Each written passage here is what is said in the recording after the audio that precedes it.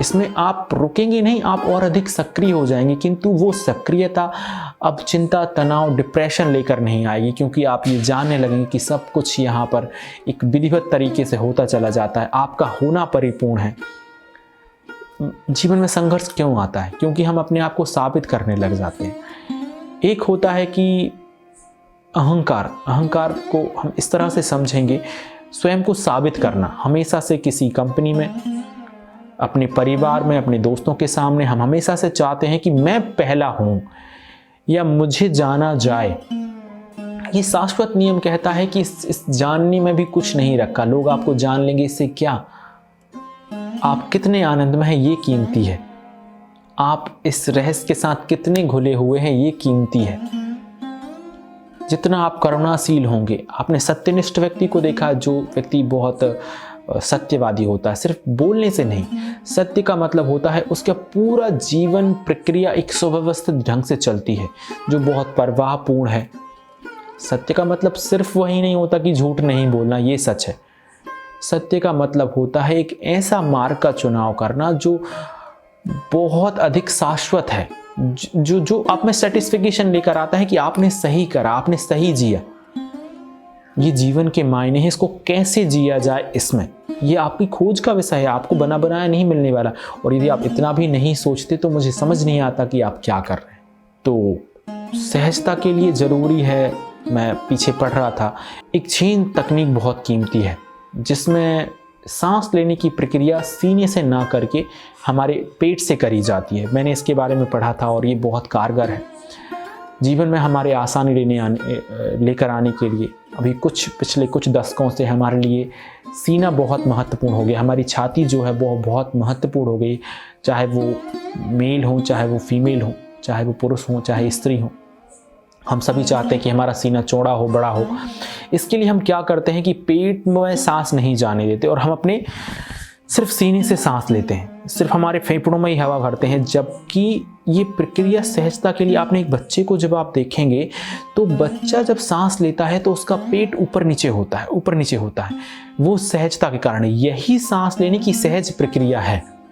सांस जाती तो फेफड़ों में ही है, किंतु उसका हो सकता है कुछ हिस्सा पेट तक जाता हो, और पेट का ऊपर नीचे होना ये साबित करता है कि सांस आपकी गहरी नाभि तक जा रही है। नाभि को झीन भाषा में या झीन शब्दावली में तानदेन बोलते हैं। वो एक केंद्र होता है हमारे जीवन का, हमारी सहजता का। यदि वहाँ तक हमारी सांस जाती है, विज्ञान भैरव तंत्र में कई विधियाँ ऐसी हैं जिनमें बताया गया है कि सांस हमारी जो है वो नाभि तक जाए, और वहाँ से यदि लौटते हुए बिंदु को हम महसूस कर सकें तो आप आत्मज्ञान को उपलब्ध हो जाएंगे। इतना सहज, इतना आसान, कितना उसको पकड़ना कॉम्प्लिकेटेड। हम तो सांस को जान ही नहीं देते। उस घुमाव को, उस मोड़ को पकड़ना तो एक अलग बात है, जहाँ पर आपकी सांस जा रही और आ रही सांस एक जगह पर जुड़ती है, या एक जो सर्कल हमारा होता है वहाँ पे कुछ हिस्से में सांस कुछ पल के लिए रुक जाती है, किंतु वो नाभि के पास घटना घटनी चाहिए, किंतु हम जाने ही नहीं देते। ये जीवन में आपकी सहजता लेकर आएगी, ये बेहद महत्वपूर्ण है। बहुत गहरे स्तर पर हमने देखा है कि सीना हमारे लिए इतना महत्वपूर्ण हो गया कि हम इसको फुलाना चाहते हैं, हम चौड़े चक्रे ऐसे दिखना चाहते हैं, हम अपने पेट को सुकून लेते हैं अंदर की ओर। आपने कई सारे जो बुद्धिज़्म में बुद्ध की प्रतिमाएं देखी होंगी, या हमारे हिंदुइज्म में तो कई सारे भगवान उनके जिनका पेट बड़ा हुआ है। उन सारे के सारे जो देवता हैं, उन सब की जो पर्सनालिटी है वो सहजता की पर्सनालिटी है। जिन देवों का उदर बड़ा होगा वो सारे के सारे देव सहज होंगे। अब इसका मतलब ये नहीं कि आप उदर बड़ा कर लें, आपका उदर सहज और नॉर्मल होना चाहिए। आप उतना खाएं जितना ज़रूरी है, आप उतनी ही कैलोरी लें जितना आपके जीवन में आपको सहज बनाने के लिए आपको ऊर्जा का सही पता होना चाहिए, मानदंड की कितना आपको इस्तेमाल करना है, कितना आप कंज्यूम कर पाएंगे, और कितना आप ले रहे हैं, कितना आपका खर्चा है। बहुत अधिक मात्रा में नहीं खाना, आप पौष्टिक लें, कम मात्रा में लें। सांस को उस गहरे स्तर तक जाने दें, ये जीवन में सहजता लेकर आएगा। जब जीवन में सहजता आती है तो रहस्य उद्घाटित होते हैं। ये कुछ ऐसा नहीं है कि कुछ लिखा हुआ है, आपने पढ़ लिया, आप समझ गए, ज्ञानी हो गए। नहीं, ये कुछ ऐसा है जैसे आपको यहाँ पर हवा बहती है, दिखती नहीं है किंतु आपके स्किन पर महसूस होती है, आपकी त्वचा उसे महसूस करती है और आप कहते हैं कि हाँ हवा है। ये रहस्य भी कुछ ऐसा ही है, ये आपको दिखेगा नहीं, ये आपको कभी पता नहीं चलेगा, पर आप महसूस करेंगे कि हाँ वो रहस्य है। और उसी रहस्य की बात करते हैं लाओ त्ज़ु। वो रहस्य आपको मिलेगा प्रेम से, क्योंकि प्रेम रहस्य है। करुणा से,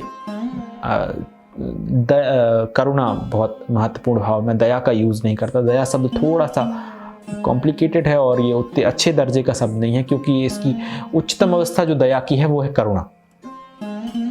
और प्रेम है और सत्य, आप में सत्य निष्ठा होनी चाहिए। तो मैं ये कहूँगा क्यों शब्द की जगह पर, क्यों जिए की जगह पर कैसे जिए ज़्यादा सटीक रहेगा। जब आप इस शब्द की खोज कर लेंगे, कैसे, वो तरीका क्या है जीने का, अत्यधिक प्रेमपूर्ण होना, अत्यधिक प्रवाहपूर्ण होना, अनंत प्रवाह, अनंत प्रेम, अनंत सत्य निष्ठा आप में हो। और ना ये इसके लिए ये ज़रूरी नहीं है कि आप इस एज से मैं चालू करूँगा ऐसे जीना, नहीं। आप तत्क्षण, आप इस पल यदि इस बात को समझ गए हैं तो इसी पल से आपको शुरू करना पड़ेगा। चाहे आप 14 साल के हों, चाहे 15 के, और चाहे आप 85 साल के हों, आप जिस पल इसे समझ जाते हैं आपको उसी पल से फैसला, क्योंकि कभी कोई तैयार नहीं होता। हम हमेशा से बोलते हैं कि मैं अभी तैयार नहीं हूँ, कोई कभी नहीं होता। हमें बस शुरुआत करनी पड़ती है इसी पल, अभी। और मैं कहता हूँ ना कि वो शाश्वत रहस्य अभी इसी वक्त है।